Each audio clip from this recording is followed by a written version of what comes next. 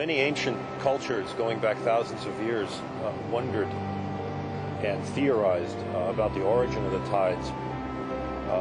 One of the interesting ideas that was considered was the fact that the Earth was considered to be a living organism, and the breathing of that organism, the inhaling and the exhaling, was the thing that caused the tides to go up and down. The tides do contain a lot of energy. There's a lot of energy in this Earth-Moon system. If we could harvest it nicely, we'd have a good source of power. We're just at the beginning of this hypothesis that the tides are important in mixing the oceans, and that has a profound sequence of consequences in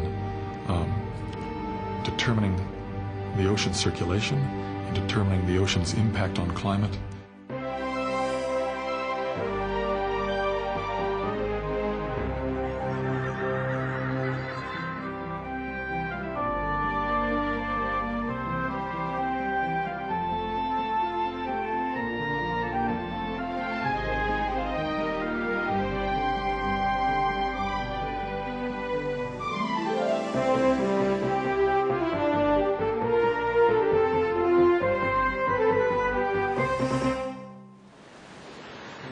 With almost mechanical precision, the tides come and go like clockwork, rising and falling on a predictably regular basis.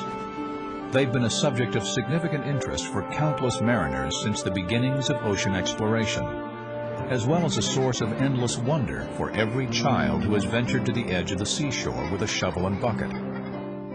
The daily ebb and flow of the tides is something that simply is, like breathing or the change of seasons. And yet beneath the surface of this apparently simple process is a dynamic web of interactions that is surprisingly complex. It just keeps coming and going again every day, like the sun comes up every day in a periodic sort of way. So tides is essentially the rise and fall of sea level, and it's really caused by the gravitational attraction of the sun and moon. That's, on the surface, a very simple concept. The Earth and the Moon and the Sun have mutual gravitational attraction, and the fact that the waters of the Earth in some sense are loose on the Earth, they can move around. The small differences in the gravitational forces, because of the relative motion of the Earth, the Moon, and the Sun, can make those waters shift, and the results are the twice and once per day ups and downs of the tides. In the 17th century, the interaction of the Earth, the Sun, and the Moon, as reflected in the daily tides, was a subject of considerable interest to, among others, Sir Isaac Newton. Being arguably one of the best physicists that ever lived, wrestled with this problem as part of his fundamental understanding of motion, the laws of motion, for quite a number of decades before he came up with the theory of gravitation. And in fact, the tides was one of the fundamental aspects of physics and astronomy that he considered and he thought was very important to explain in his development of the theory of gravitation. Before Newton came up with the idea of gravity, it just was not understandable to people how a distant celestial object like the moon could influence the waters of the Earth. It took Newton and the description of gravitational attraction to really make that connection and take it away from the so-called occult. The role of the sun and the moon has long since been recognized as a pivotal aspect of tidal processes. The moon, even though it is very small, even compared to the Earth, it's so much closer to the Earth than the sun that at the surface of the Earth, the gravitational perturbations due to the sun are only about half the strength of the gravitational perturbations due to the moon. And it's all due to the proximity. So what you see in practice is a compromise between the tidal pull of the moon and the tidal pull of the sun. And when they're pointed in the same direction, then the tides are rather strong, and we sometimes call these spring tides. And when they're pointed in perpendicular directions, the tides are less strong, and we call them neap tides. While gravitational attraction is largely responsible for the tides, the full story is much more complex than what has come to be called the equilibrium theory. The equilibrium theory makes a number of assumptions that are not true. and this was realized by the people who developed the theory. But if the Earth were a uniformly covered sphere, and it was uniformly covered with water that was very deep, then the equilibrium theory would predict that underneath the moon and opposite the moon on the Earth, the water would bulge outward, and the tides would change through the day as the Earth rotated within these bulges that were aligned with the moon. And this would correctly predict the frequency of the tides, which is about 2 cycles per day. There's really not much to say about the equilibrium tide other than that. If there was no dynamics, no fluid flow problems, if we didn't have to worry about the fact that there were continents, if we didn't have to worry about the fact that the water's rubbing along the bottom and is being held back from moving where it wants to go, then you'd get this equilibrium tide.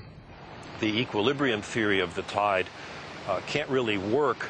I mean, it's an interesting concept to describe the fact that why there are 2 bulges, but those 2 bulges cannot make their way around the world fast enough or keep up essentially with the rotation of the Earth, because the waves, if we describe these water motions as waves, have their own physics that they have to adhere to.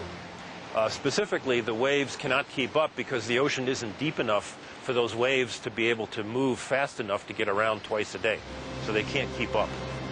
Well, and the second thing is very simple, that you can't have 2 bulges of water on the Earth because these inconvenient continents would get in the way of these 2 bulges. In fact, the Earth is not covered completely by an ocean. While the equilibrium theory is based on a set of geographic conditions that do not exist, the dynamic theory of the tides is derived from real-world physical conditions. The dynamic theory of the tides is based on the fact that the ocean is water. It has to obey the laws of fluid mechanics. These laws say that you have a certain acceleration due to the gravitational attraction of the moon and the sun, but you also have forces holding back the water motion. You'll have drag on the bottom.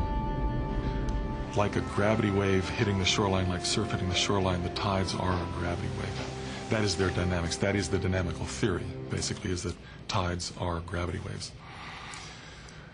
They're affected by rotation more than your surf hitting the shore, but they are gravity waves.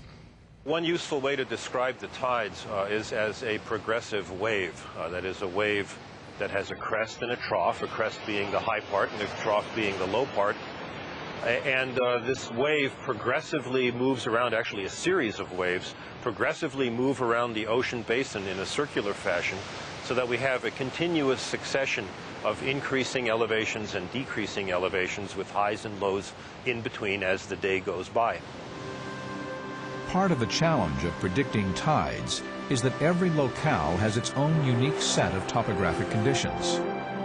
At first thought, you might think that cities, for example, at the same latitude would have essentially the same tides, but nothing could be further from the truth, because the tidal forcing is really only half of the answer to what it is that makes tides in a specific location.